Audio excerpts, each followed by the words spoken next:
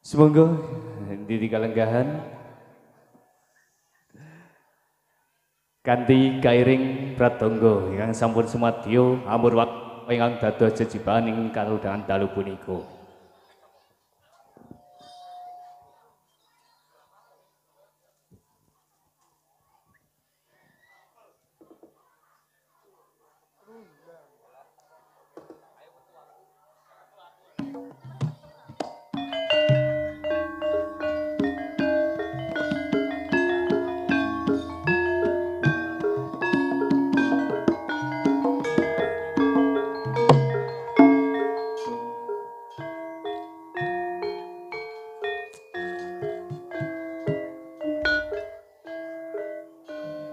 Assalamualaikum warahmatullahi wabarakatuh. Nugroho miwah sewasaning Gusti ingkang hababar kabagyan, katentreman, kaluhuran, mugi tansah kajiwa kasarira dumateng panjenengan sedaya kula waratin sagung dumadi nuwun dumateng para alim ulama ingkang hanggung kula dari sagung fatwanipun. Para sepuh bini sepuh ingkang daat pinunipun. Menjinggang nulya panjenenganipun Bapak Nur Sofyan Ibu Kaswati minangka ingkang hamanggugati.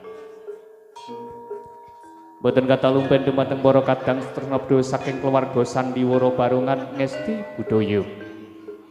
Eyang mijil saking tlatah Tan Lor Kecamatan Kaliung Kabupaten Kudus.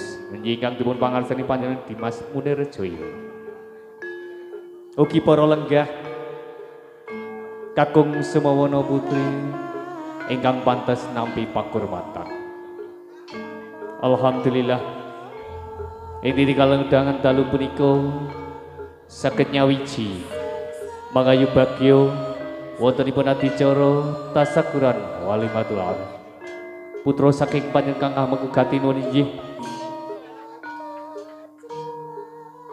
Bagus Alhamuddin Sofyan. Mugi anggenipun samangke nglampahi abdu nikah lumampah rahayu nering wikara kapora bukaing kori lumbaning asmara nata keluarga dadosaken keluarga ingkang sakinah mawaddah lan warahmah. Ugi ing titik kalenggahan dalu punika Bapak Nur Sofyan Ibu Kaswati netepi adat ing tanah Pluh Jawa badhe nglukar Sukerta putra putrine mut. Inggih menika Kang Pambayun Alhamuddin Sofyan Teninggang Uragil Jahrin Sofya Wilda Kang Nandang Sukerto Kedono Kediri salwiring gati para madya wasana rahayu nering wikara kabucal sedaya Sukertonipun dadosaken putra putri ingkang suci boten kathah sengkala punapa-punapa pinaringan panjang umur teman takwa dening Gusti Kang Maha Kuwasa. Nuwun para rawuh para lenggah ingkang minulya. Kepareng kula nepangaken paring nomor Raden Banda. Dening sisian kula sanggar pamujan Raden Tembem paringi asma. Kula janji kalian kegadengan kula titiari malam Rebo Legi. Kula aturi tumuju wonten ing tlatah Bakalan Krapyak. Nggih sangadhaping tratah Rambat Jinaturata kajawi ngudarasa ugi wonten udakara wigati kang bakal kula aturaken.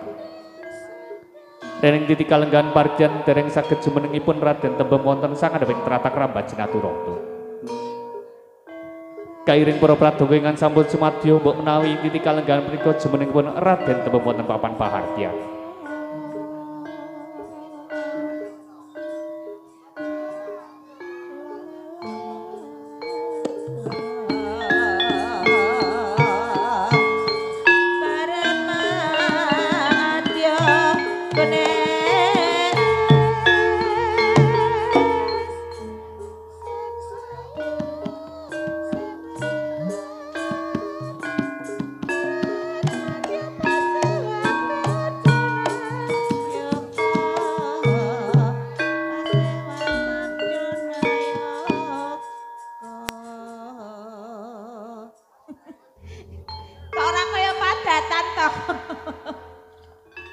Padatane piye? Biasane iki metu ora ngene iki. Lah iki mau durung dicantet. Lah sampean ketap ketipi ketap TV ya ora genah. Ya wis ra apa-apa, ya bingung. Lah ngapa sampean kok melu bingung? Arep madhep rono kono ra ketok, arep jane iki ngedepke kae lho sing inceh. Oh direwangi nginceh nganggo pripat siji kok sampean malah madhepe rono, Bro. Lah aku mikirin nek ning kono engko tiwas tak pupuri 2 jam ora ketok raiku. Lah mulane nek madhep rono rak ya luwe ketok. Lah iya. Aku ki gumun lho, Kang. Piye? Awakku semene gedene lho. Nek awake cilik ngono ngape diinceh-inceh ngono. Awake semene gedene kok aja diinceh ae. Sing diinceh sing ngendi to, Le? Wis tak kandhani nek bengi iki nyewa kanggo nyuluh kodhok. Padake kewan to piye to aku? Aku mau padake kewan. Disorot kan ben ketong ngono lho. Jebul selawase iki selawe taun iki sampean ki bojone kewan to. Sampean iki gelem karo kewan? Aku mau muni nyorot kaya kodhok. Heeh. Sing mbok padake kodhok sapa? Sinten Bu nek ngomong ngene iki mung sing dipadake kodhok sapa? Kula to? Sampean padha-padha wong wedok trima apa ora? Ora trima. Ngapa kok menjap-menjap? Ning kene iki coba to, sing mirsani wedok kabeh lho, sampean ora duwe bala. Mosok kodhok lanang ra ngeloni aku.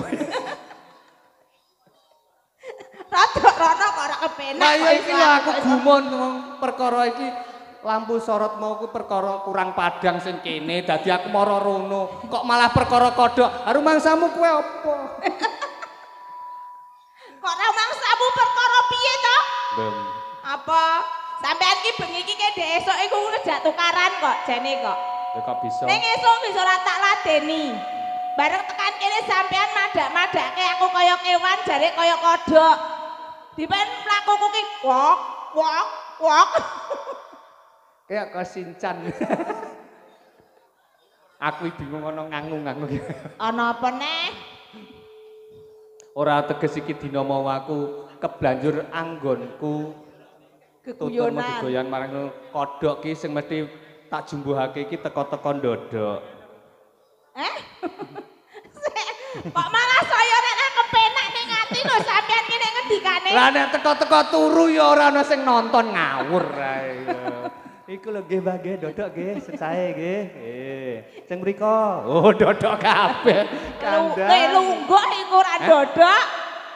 Nek dodok ki metotok biasane. Ha iku cilik ya metitik no. Nek aku gumun lho Kang. Piye, Mbang? Bengi iki kok sing mirsani kok wedok kabeh to. Balaku akeh nek ngene iki. Atarak to piye? Aduh. Lah semene kok wedok kabeh. Lah sing bareng mau yo lanang, yogane yo lanang. Sing bareng ki ora ketut. Ora ana sing bareng iki. Rumangsane nanggap apa to? Nuwun sewu, Mbah.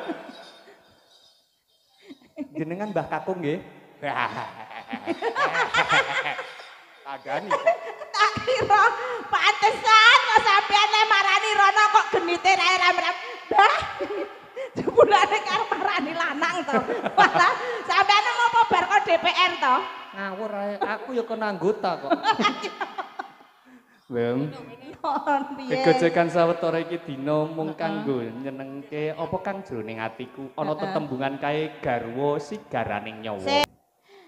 Ning jagat kang gumelar iki anane aku karo sampean. Liyane ngontrak ora ana wong kejaba aku karo sampean lho. Kalebu aksi danis kae ngontrak. Lara apa kang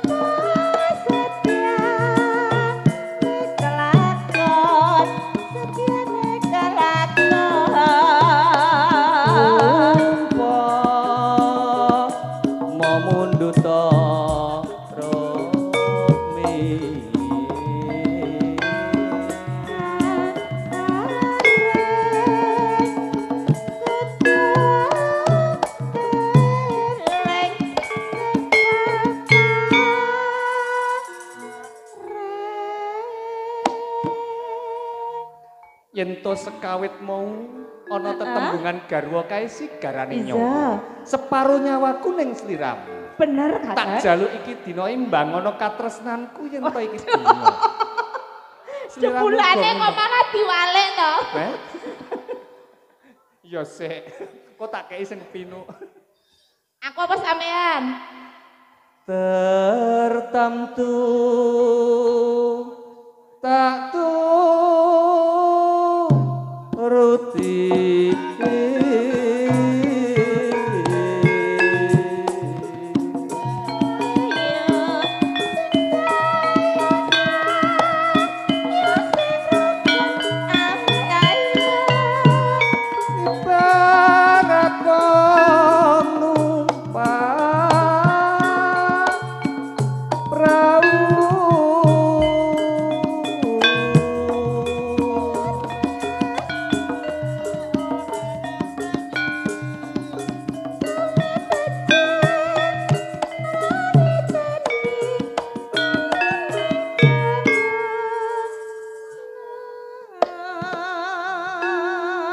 bungah wengi iki merga apa sing dadi gladenku wingi-wingi kasembadan.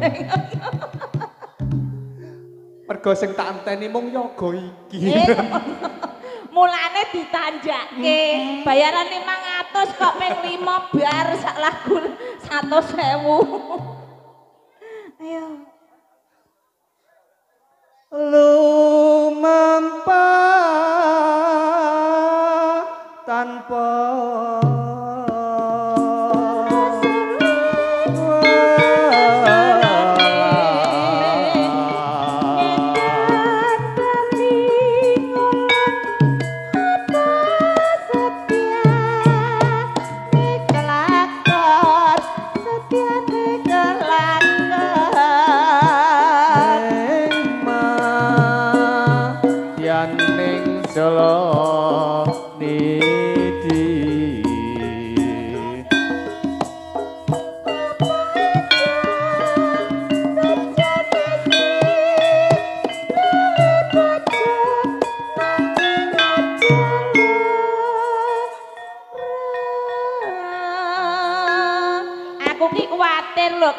kuatire awakku semene gedene ndor aku ku lungguh ning sukune sampean no, terus padha-padha geblake ngono lho. Aku mau batek. Lah iso. Tak rasakno dengkulku mak kretek-kretek keringingen.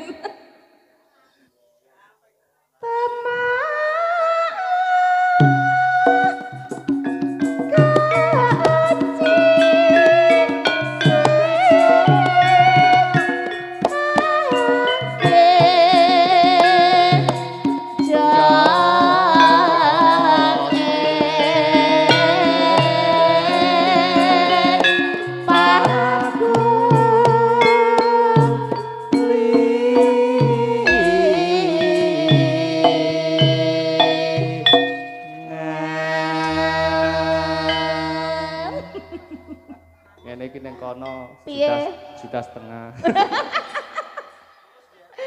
Kakang Pendhot, bungah rasa ning atiku. Kasunyatan. Dene ngapa aku kok nyuwun marang panjenengan bukti kasunyatane katresnan panjenengan kang tumiba marang aku. Jalaran 20 taun nggonku jejodohan karo panjenengan ki aku rak bisa ngaturi panjenengan momongan. Engko gek panjenengan ki njur duweni rasa bosen karo aku. Jalaran jarene talining katresnan mono jarene momongan. Kamangka aku rak bisa dadi wanita kang sampurna kanggo panjenengan. Wis bola-bali tak aturake marang sliramu.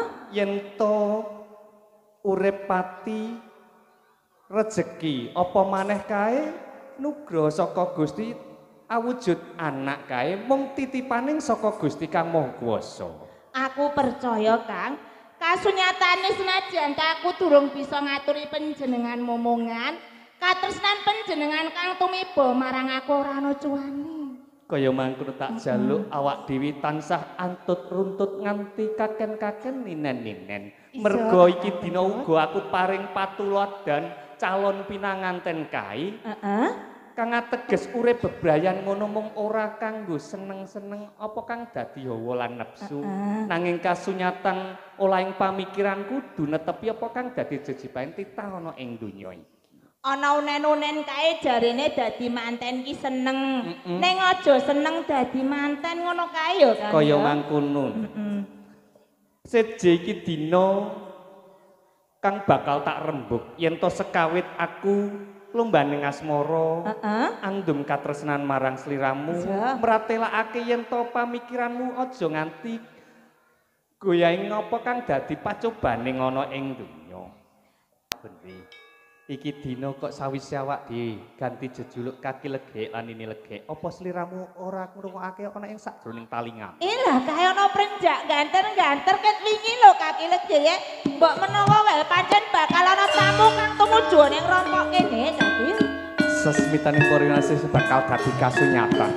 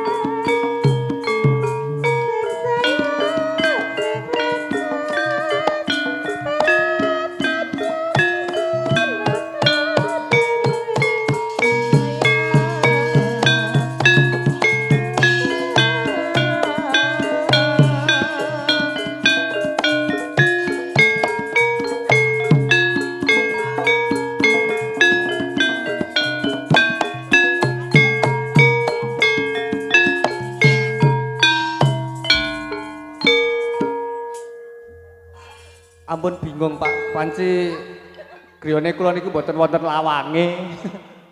Iki kok malah muter-muter to kaki. Abo Eman iki perkara syutinge kok kadeni kok lah. Lah. Kaki lagi ya. Pancen bener, unen-unene Platatana Jawa saben ana prenjak ganter-ganter mesti arep ana tamu. Kasunyatan. Gandeng wektu dina iki nopo kene ketekan tamu, coba panjenengan purba kaki.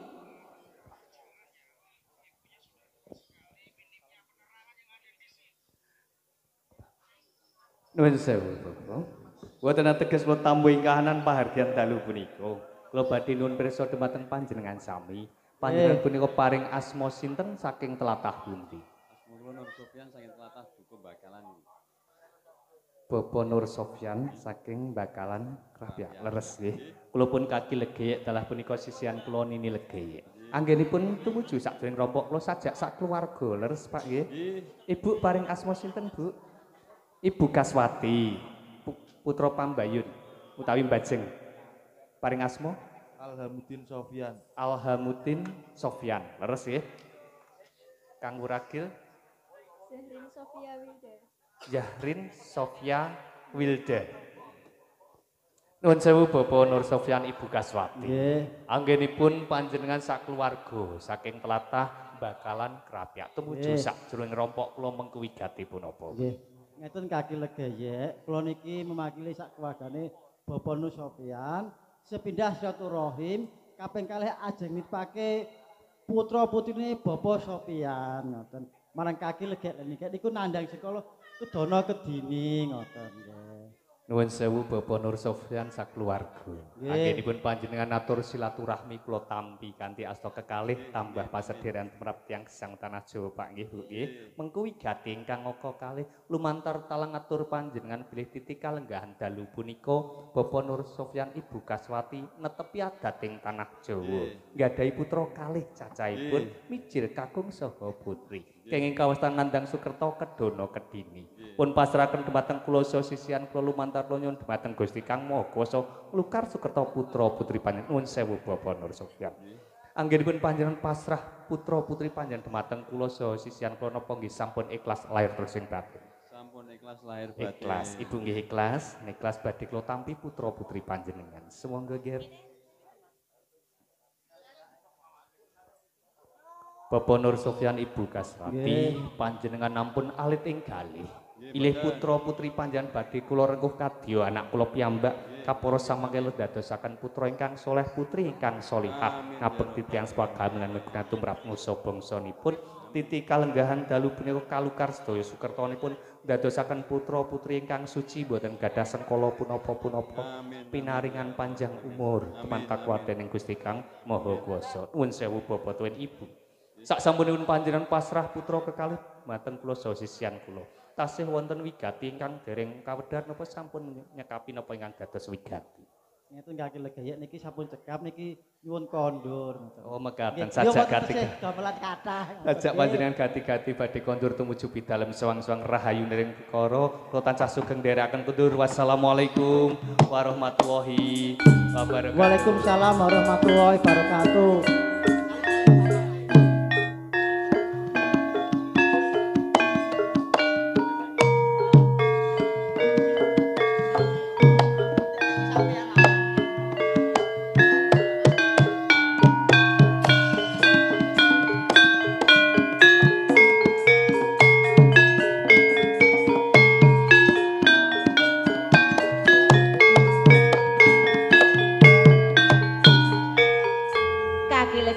Ini legi. Iki mau anakmu sak keloro ni dipasrahke karo awake dhewe dititipke sawetara wektu. Ning kok bapak ibuke kondur kok kena arep melu kondur to? Apa ora seneng duwe bapak aku kok? Nek ra seneng duwe bapak aku lumrah, ning nek kowe ra seneng duwe ibu iku mbah eman. Maksudku ki ben ndek rumati ngono lho. Kaki legeye iki mau wis diwanti-wanti karo bose. Wektune wis wayahe mulai jam tumpuk. Mulane ora sak kakean guyon. Kaki legeye. Ini legeye. Ibu bungae atiku. Wektu dina iki aku karo panjenengan sinempiran anak titipan. Senajan to iki mung anak titipan kaki legeye. Sak ora-orane aku bisa ngrasakake momong anak. Mbok menawa wae besok bisa ngrasakake momong putu. Kasunyatan iki dina wis kasembadan senadyan to iki mau putra titipan. Ning aku kok ora kepenak ya dina iki. Perkara apa meneh to? Lah anakmu iki kok tak dungokno kok krucak-krucuk. Lho temenan, meleh. Ngeleh. Pak Sofyan ki piye to? Sampean ki ora nyalake Pak Sofyan lho. Sampean sing luput ning perkara iki. Lah kok bisa? Anakmu lanang ra iki duweni rasa luwe to. Kamangka panjenengan rak mangerteni. Ing pawon kabeh ana kae iki tapis. Ora ana sing kudu tak masak kanggo anakmu nggo sarapan mula saiki ngene wae. Ora teges aku ki nundung marang panjenengan ki ora. Kae ning kebon ana tela to. Coba panjenengan bedolake tela ning kebon sawetara. Yen kaya mangkono bakal tak gone nyarapi anakmu sak kloron kelawan aku karo panjenengan ya kaki. Tambah-tambah iki dina aja suwe-suwe. Kaya mangkono. Ayo, Ger. Derek nene lho gaya tak warai masakan ning pepungkuran, Ger.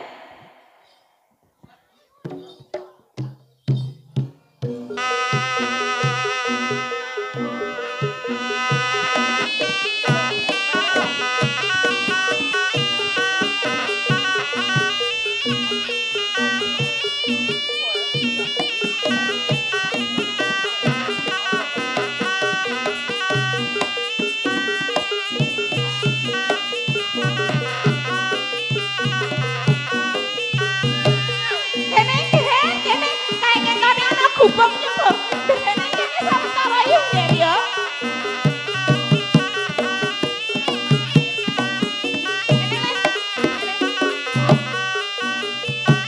Tolong ini tuh anakku dibudak kelas gede banget ini duluan dulu tepung ini Ger ini Gusti muka-muka paling selamat Gusti tolong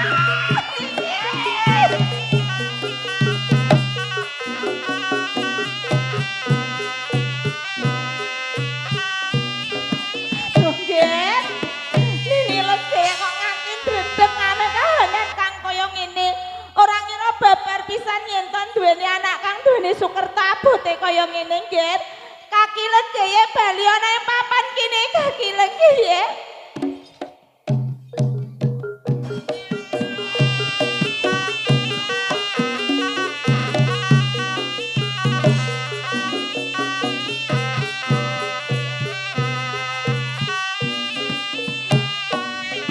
Kaki legeye. Ini legeye.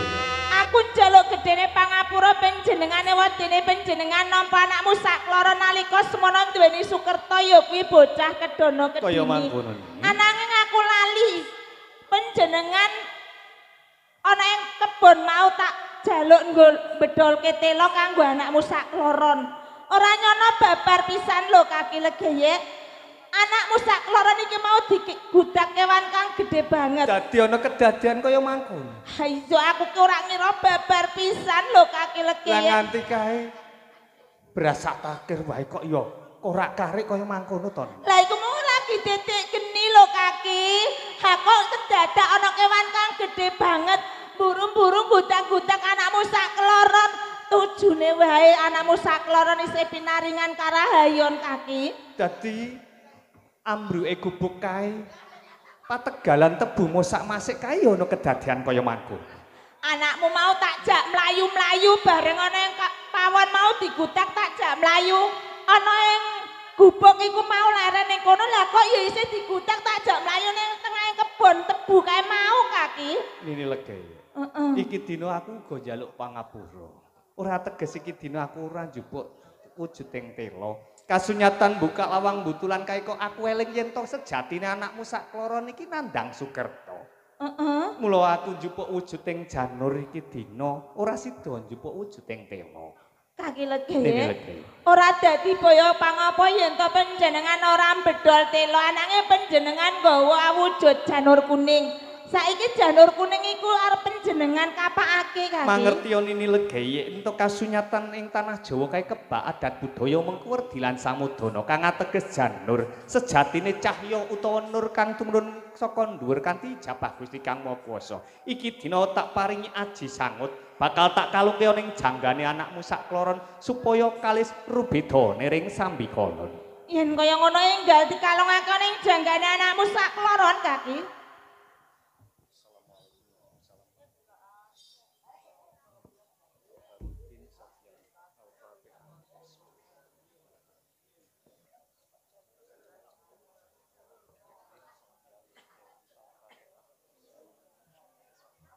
Kaki Legeye. Nini Legeye. Bareng janur kuning kinalongake ning janggane anakmu sakloron. Tuwuh pitakon sakjroning batinku Kaki. Kepiye? Anakmu sing sekawit bagus. Pasuryane iki tambah cemlorot baguse. Pasuryane anakmu sing sekawit ayu iki tambah cemlorot ayune. Ora mung mandeg tekan semono. Kaya-kaya aku mangerteni ana cahya kang tumurun ning jiwa ragane anakmu sakloron. Apa pancen bener pandelenganku Wis dadi kasunyatan sliramu mangerteni kahanan kang kaya mangkono. Nur utawa cahya wis nyawiji ning jiwa ragane anakmu sakloron. Mula saka iku Nini, yen to kasunyatan kabeh iki dina wis kaiji ning Gusti Kang Maha Kuwasa. Ewang-ewang ana aku manunggu puja dening Gusti Kang Maha Kuwasa anakmu sakloron bakal tak lukar Sukerta. Kaya ngono Kaki Legeye, monggo Kaki.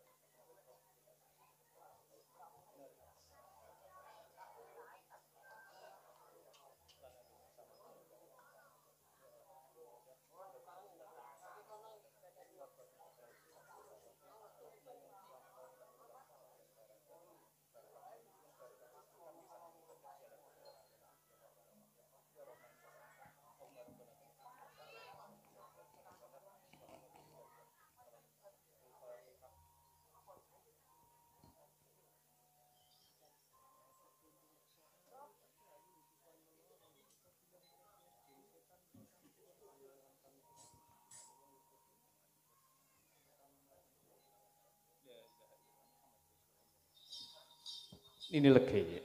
Sing kepiye Kaki? Iki dina wis dadi kasunyatan anakmu kalukar Sukertane dadi bocah kang suci ora disengkala apa-apa. Jumbuhake kahanan iki dina rehning wis dadi anake Kaki Legeye Nini Legeye bakal tak slamur laku ganti jejuluk sing lanang Joko Jlagur lan sing wadon Prawan Jlagur. Joko kae mujuti bocah lanang kang suci jiwa lan ragane uga Prawan kae bocah wadon kang suci sakjroning jiwa lan ragane. Jlagur Alhamudin Sofyan. Joko Slagur.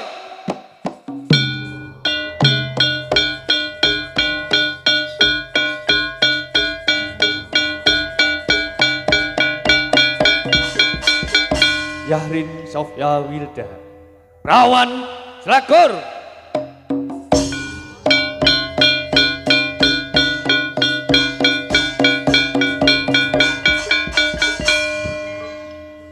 Kaki legeye. Ini legeye. Wiwit dina iki aku nek nimbali marang anakmu sak kloron trimo Joko Jlagur kelawan Prawan Jlagur. Wis dadi kasunyatan. Ya. Mangerteni kahanan kang kaya mangkono kabuik ka ing pamikiranku jejere wong tuwa lanang kudu nyukupi kebutuhaning keluarga. Iki dina aku pamit marang sliramu budal ngupadi pangupu aja kanggo kebutuhaning keluarga. Kaki legeye. Ini legeye. Ora teges aku menggak apa sing dadi kersa panjenengan. Ananging lagi sedelok wae panjenengan tinggalane pategalan kahanan wis kaya ngono. Umpama panjenengan kedereng kepengin golek pangupa jiwana ning kutha raja, aku nyuwun marang panjenengan. Panjenengan golekake kanca ruwang kanggo anakmu sak kloron. Dimen ngewangi-wangi anggonku njaga keslametane anakmu sak kloron, sak rina kelawan sak wengine bau kiwa tengene kaki. Yen kaya mangkono ora teges iki dina nylamur laku kahanan njaluk pitulan marang tangga teparu. Mangerti yo Joko Jlagur Prawan Jlagur duwe kadang tuwa papat cacek kang ora wujud bakal tak wujudake ning pengarepanku iki dina niki. Kaya ngono. Aja dadi kaget ing ati. Bismillahirrahmanirrahim. Sophia Amarah Aluama. Mutmainah.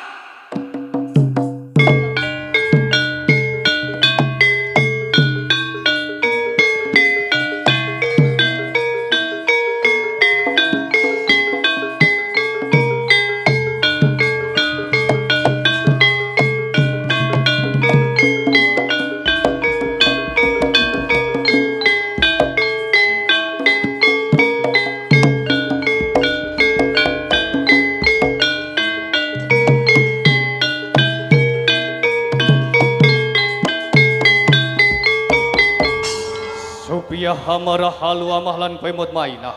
Yen to sekawit badan tak cipta dadi badan kasar iki dina merga aku njaluk ana sabiyantumu kuwi kabeh tak kon jaga kadangmu anom sakloron uga dadi kanca nirge apa sagonggir. Yen sago jaga aja nganti lira sak kedheping nit legeye. Lah kowe nanggonku padi pangupaja kanggo kebutuhaning keluarga, keslametane anakmu tak sampirna ning pundakmu. Ning iki dina aku uga meling marang sliramu.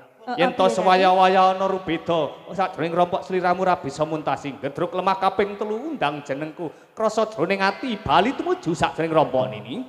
Kaki legeye. Ini legeye. Sewang-sewangan. Donga pangestu panjenengan sing tansah tak antu-antu. Aja suwe-suwe ninggal pasoman kene kaki. Aku njaluk pamit ini legeye. Sing ati-ati kaki.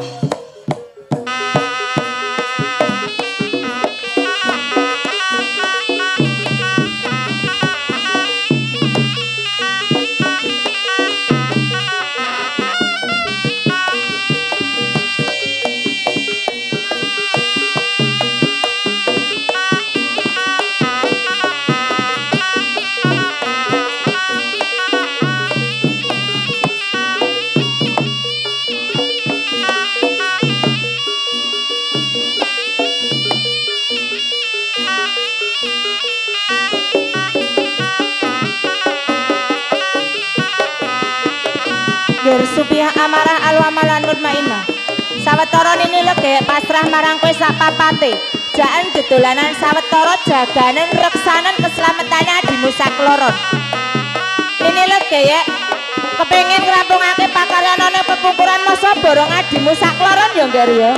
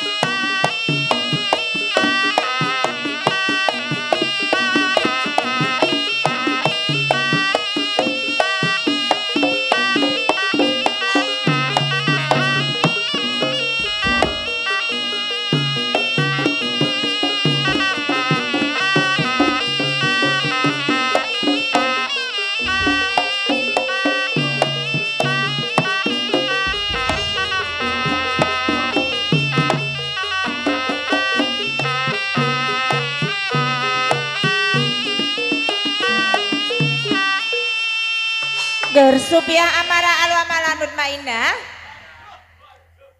Gene neng apa Ger? Lho ditimbali ini legeyek kok malah aduh-aduh ki gene, kesandung apa piye? Nini legeyek. Heeh.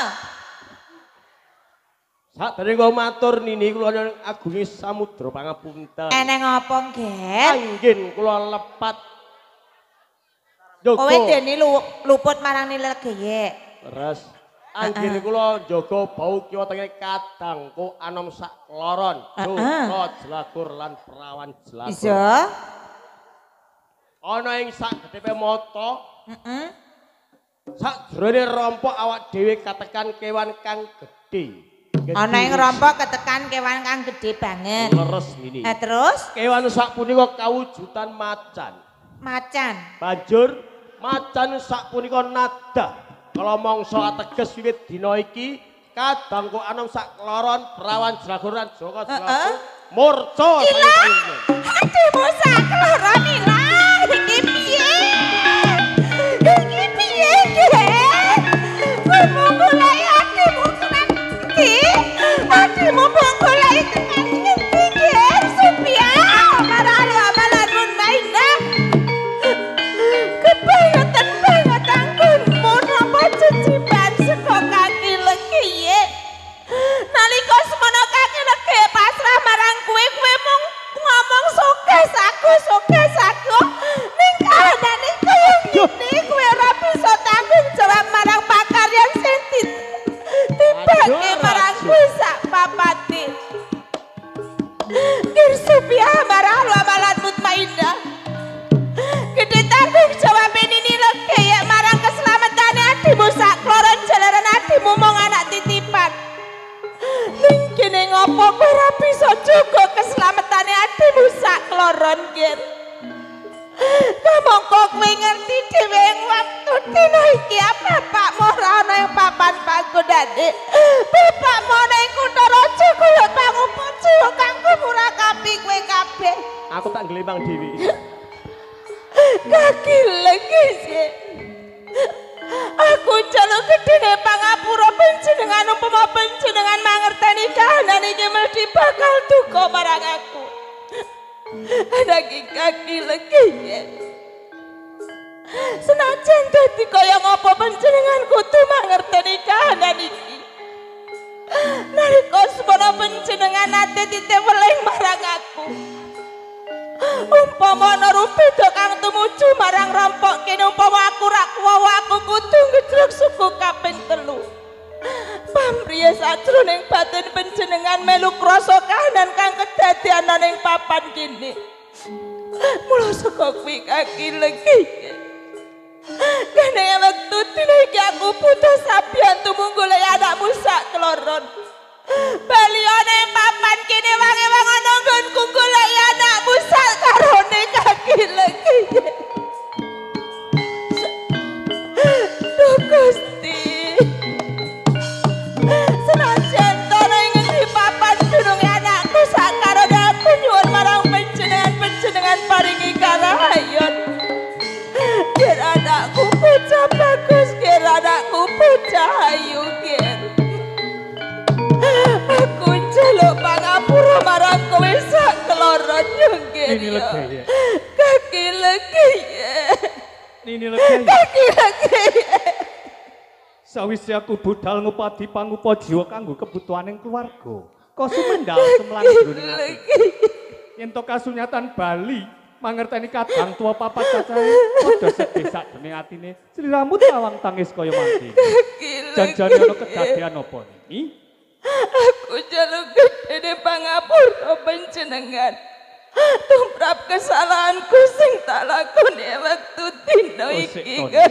Aja gawe bingung ing atiku. Walaka wae apa kang dadi kedadian. Waktu dina iki anakmu sak kloron si bocah kedhono gedhe. Joko jelagur perawan jelagur kae. Anakmu ilang. Bocah sakarone aneh.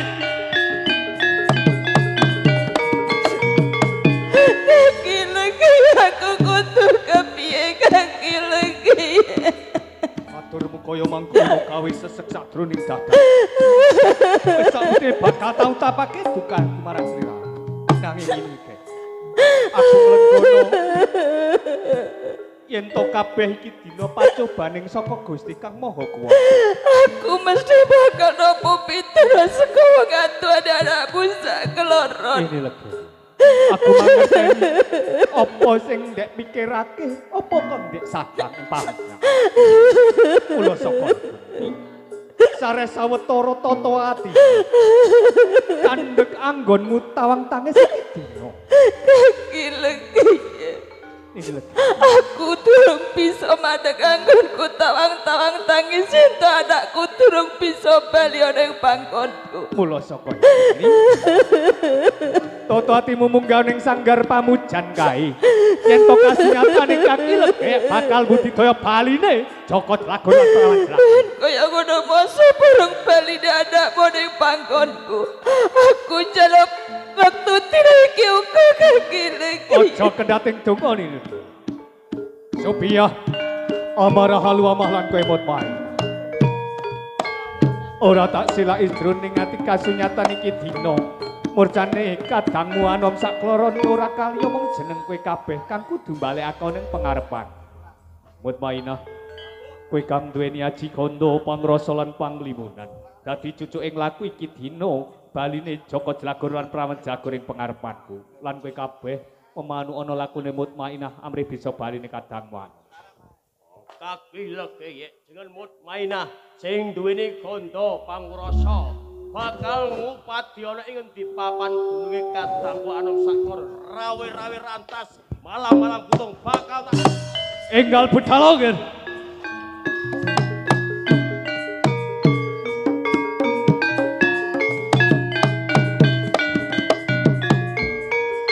Wela talah Sophia amarah halu amah lan kowe Mutmainah.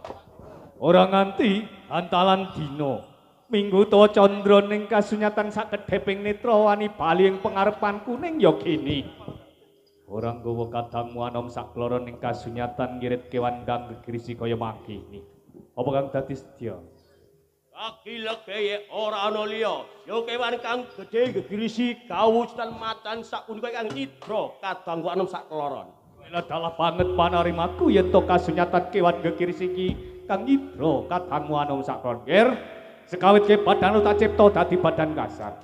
Bakal tak balekake dadi badan halus maneh supaya bisa kanggo kekuatane kadangmu ana menawa sakjroning gokarbane kewan gegirisi. Mula saka iku, Ger, manjing jiwa lan ragane kadangmu anom sak kloron, Ger.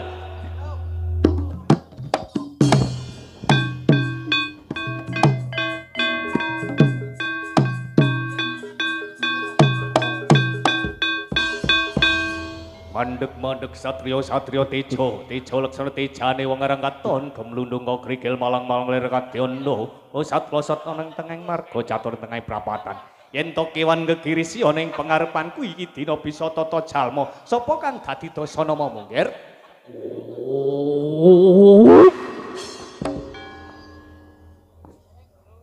Wong gedhe kuwi. Iya. Tambuh marang aku. Tanah Pulo Jawa iki ora ana loro, uga ora telu. Ya mung sawiji aku. Sing kena diarani Sri Bathara Kala Gyap Sayuta. Ya Raden Gembong Kamijo sing dadi aranku. Balik sapa gedhe dhuwur? Saka ngendi? Papan bangunanmu. Wela dalah Sri Bathara Kala Gyap Sayuta.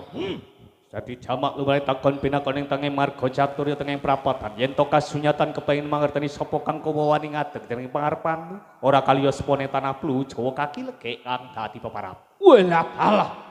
Iras pandas kebenaran. Kowe bisa adher karo aku. Yo ing papan kene. Aku arep nagih janji marang kowe. Nalika sejarah ing tanah Plu Jawa jadang pangan Sri Bathara Kala Gyap Sayuta.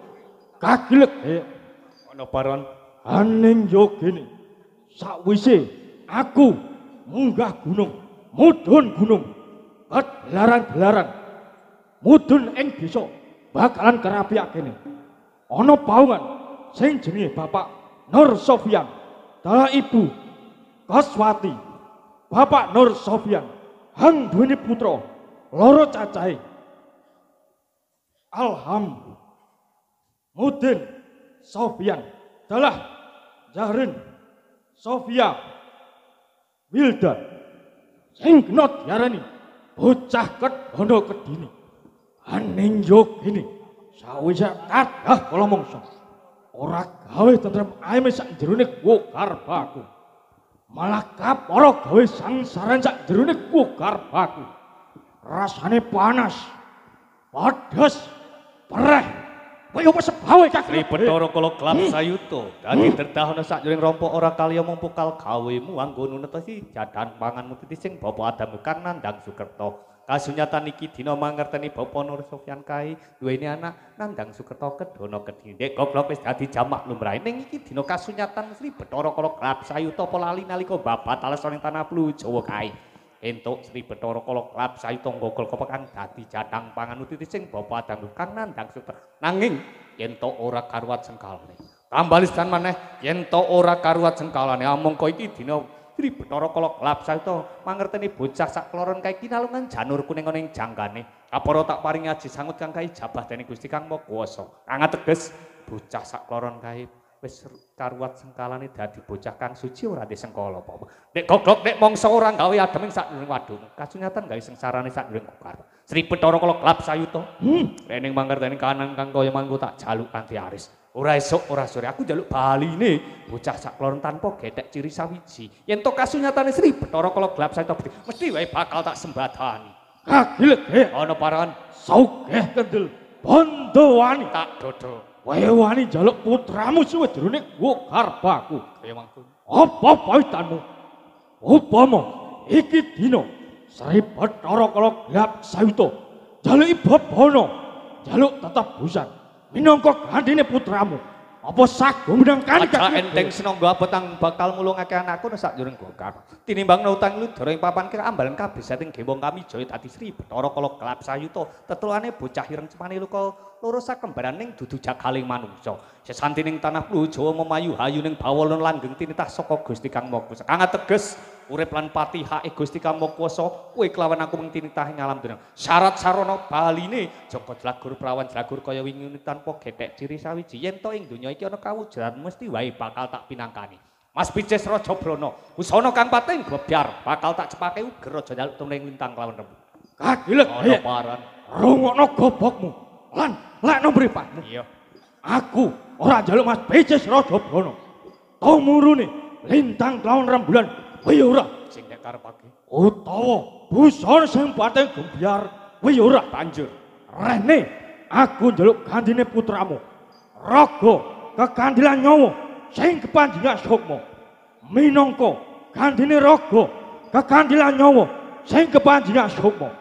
Sing nganggo sarwa seta kang aran pitik putih loro cacahe wis sing kapisan. Sing kaloro beras rong putra sak bumbune. Sing katelu muri putih rong duduk rong pengawe. Ora esuk ora sore yen kaki legi saguh ngujuti panjenengan Sri Bathara Kala Klap Sayuta putramu bakal alukarake kaki legi. wis dadi kasunyatan kawujudaning donya iki apa kang dadi panjalukmu. Pitik seta kae mujuti jiwa raga kang suci, beras fitrah anyuceni jiwa lan ragamu. Yen to mori kae kanggo rasukan, yen to swaya-waya ngadhep marang Kang Kuwasa. Apa kang dadi panjalukmu iki dina bakal tak wujude. Ature sepahana tanah Pluh Jawa kena ndek gemenggal wutano anakku no sakjroning gokarpa. Kagilet yen mangkono panjalukanmu ora usah kesuwen. Saiki putramu suwe jroning garbaku. Mundur sak jangkah tambana. Bakal tak tampani kanthi astra.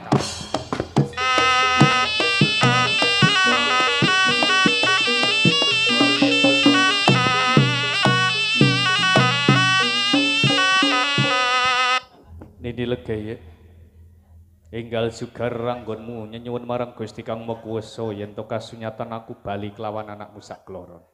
Kaki legi ya. Nini Legaya. Sampeyan rasanya nyongah sing dadi atiku. Umpama panjenengan ki bali nggawa anakmu sak kloron mesti wae aku mangerteni ning papan kene Kaki. Sajak iki dina pedhut ana sakjroning netramu kelangan anakmu sak kloron. Mesti wae Mula kaya saka ngono iku Kaki. tata atimu sawangen kanthi terwaca ning sakjroning netramu. Sapa kang tumapan ing sak beriku iki? Loh, iki Piye anakku sakloron bisa bali ning papat kene. Aduh Gusti, matur nuwun banget kaki legeye panjenengan bisa balekake anakmu ning pangkonku kaya wingi uni kaki. Mergo kabeh iki dina wis kajabah dening Gusti Kang Maha Kuwasa. Lakon pacoban ana sakjroning rompok awak dewi iki dina wis digawe padhang. Iso. Aku iki dina bakal walaka anakmu sakloron kacidra dening Sri Bathara Kala Gelap Sayada. Mula saka iku iki dina reh ning Bali tanpa gethek ciri sawiji. Aku meling marang sliramu lakon sakjroning rompok aja nganti wong tuane sakloron kae mangerteni. Kaya ngono iso kaki legaya, aku manut apa sing panjenengan karepke. Kaya mangkono niki. Apa? Kae kaki legaya saka kadoan dampyak-dampyak. Saja arep ana tamu kaki. Sawang kae sajak bapa. Nur Sofyan Ibu Kaswati. Kegancangan sarimbitan tumuju sakjroning rompok awak dhewe. Coba. Pancen bener kaki legaya. Dirantu sawetara apa kang dadi wigatine.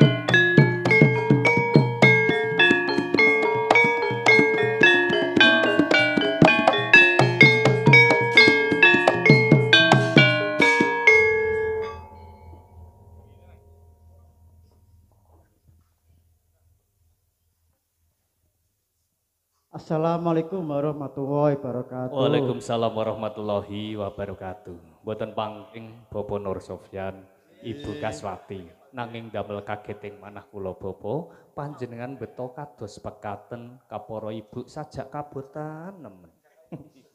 Jane wonten wigati punapa menika? Ngeten kaki legeye, kula niki atur talange Bapak Sofyan, sepindah silaturahim kaping kalih ajeng ijak wangsul putra putrinipun Bapak Sofyan.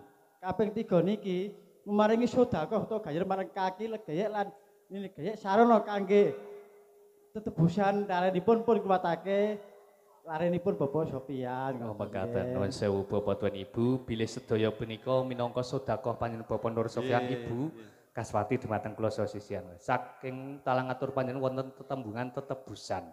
Mboten ateges anake dititipno terus ditebus mboten nggih. Kula mboten pegadhean.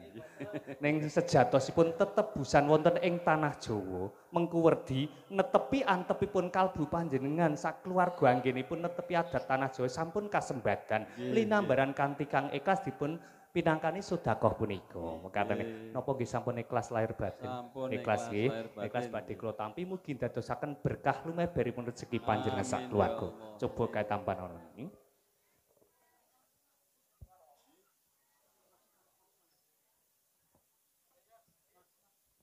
Aku ora duwe kanca.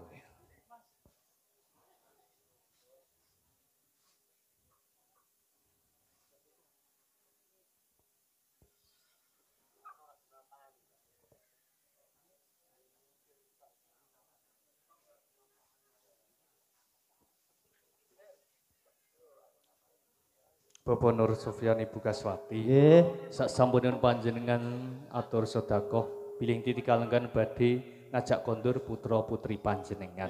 Jane wonten wigati punapa kok enggal-enggal kemawon diajak kondur. Ajeng kula nikahaken. Ingkang pundi, Pak? Ingkang jaler. Wih. Wis sesuk kah? Nikah ya. Aku mung sesanti, ya. Supaya iki kabeh jejering sesuk kae nglampahi abdu nikah wis dadi imaming keluarga. Imaming keluarga kae kudu nyukupi apa kang dadi pangupa jiwa ana sakjroning keluarga. Ora mung kudu ngayemi, ngayomi, ngayani ning sing sawiji iki takon bapak. Nggih. Nganaki nggih, Pak nggih. Nuwun sewu Bapak. Saderengipun badhe ngajak kondur putra panjenengan, kula badhe nitepaken wujud penjanur.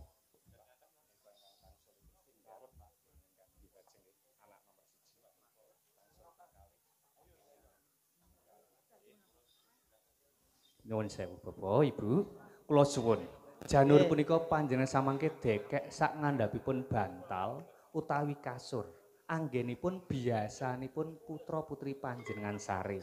Nggih. Selaminipun sepasar dinten utawi gangsal dinten. Sakbadane gangsal dinten, janur punika panjenengan larung utawi bucal wonten lepen ingkang wonten toyanipun nggih kanthi piwaosan donga Jawa. Bismillahirrahmanirrahim. Aku ora ngguwak wujuding janur nanging aku ngguwak sengkalane anakku kedono kedini. Kanthi ijabah Gusti Kang Maha Kuwasa, wilujeng slamet kalis rubida nir ing sambi kala. Dipun Fatihai kaping 3 nggih. Kapara sae saged ngolor dadosaken putra ingkang saleh putri ingkang salehah. Alhamdulillah Sofyan anggenipun lombane asmara keluarga dadosaken keluarga ingkang sakinah mawaddah lan warahmah. Ing mriki ugi sampun dados anak kula. Kula paring jejuluk Joko Jlagur, Prawan Jlagur. Yang kepisarat sarana Bapak tuwin Ibu, kula atur nimbali kang putra putri kanthi sesebutan Joko Jlagur lan Prawan Jlagur nggih. Kula paring klodo Pak nggih. Nggih anakku Alhamdulillah Sofyan, Joko Jlagur. Nggih anakku Alhamdulillah Sofyan, Joko Jlagur. Dalem Pak. Nggih anakku wedok Zahrin Sofia Milda, Prawan Jlagur. Dalem, Pak.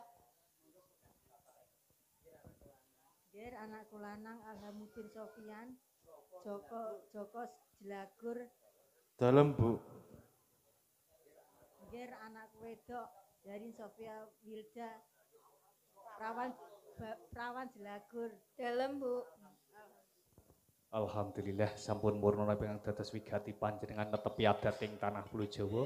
Sumangga adicara dipun pungkasi kanthi barokah Fatihah. Mugi leres sedya wigati sampun kaijabah dening Gusti Kang Maha Kuwasa. Keluarga panjenengan tansah pinayungan keselamatan kaberkahan kabagesan dening Gusti Kang Maha Kuwasa.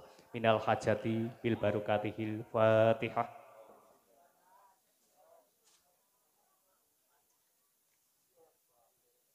Putra putri panjenengan kula pasrahaken dumateng Bapak tuwin Ibu. Nyuwun pangestunipun Bapak, Ibu damel jimat paripih dayanana kasantosan mugi dadosaken putra ingkang saleh, putri ingkang salihah. Purnaning pahargyan Bapak tuwin Ibu, kula tansah sugeng ndherekaken kondur tumuju pidalem suwang-suwang rahayu nirwikara. Wassalamualaikum warahmatullahi wabarakatuh. Waalaikumsalam warahmatullahi wabarakatuh.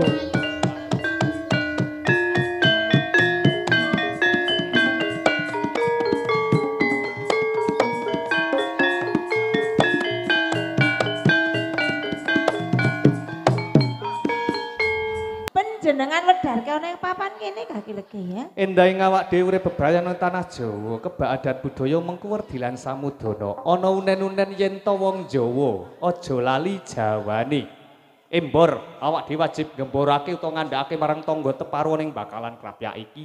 Bapak Nur Sofyan Ibu Kaswati wis nglukar Sukerta putra lan putrine. Yen beras kuning, wiwit suwe ngeneng-ngenengake pikir, sok kapan aku bisa ngruwat sengkalane anakku sak karone iki dina wis kasembadan. Yen to kembang taman wujudi bapa sok Nur Sofyan Ibu Kaswati ora lali marang kadang tuwa papat cacahe kapara-para nabi, para rasul, para wali wah tanah Mekah Madinah tanah Pulo Jawa. Wabil khusus kaki danyang sahibul wayah ana ing tlatah bakalan krapyak lumeber ahli kubur jaler lan estri. Wajib wis dadi kewajibane wong tuwa ora mung nglairake maringi jeneng ngitanake nikahake uga ngruwat sengkalane iki wis dadi kewajibane wong tuwa. Yen to iki mau ana godhong alang-alang apa-apa lan godhong kluweh mengkuwerdi yen to Bapak Nur Sofyan Ibu Kaswati wiwit awal duwe hajat lan akhire duwe gawe tansah nyuwun marang Gusti Kang Maha Kuwasa supaya ora ana alangan apa-apa kalis rubeda nering sambikala. Sak badane duwe gawe kaluwehake kajembarake rezekine kok sasmitaning godhong kluweh kang ateges luweh lebih sembarangane. Kupat luar mujuti adicara pangruwatan kedono geni iki dina wis kalukar dening Gusti Kang Maha Kuwasa. Sineksan para malaikat Gusti Allah. Para nabi, para rasul, para wali watana Mekah Madinah tanah Pulo Jawa bil khusus kaki danyang sahibul wayah ana ing tlatah bakalan krapyak ugi dihangestreni para pamirsa kakung Simawana Putri dinampi ing dinten malem Rebo Legi. Kanthi piwosan Allahumma sholli ala sayyidina Muhammad. Allahumma sholli ala sayyidina Muhammad. Luar saka kersane Allah Subhanahu wa taala. Allahu Akbar.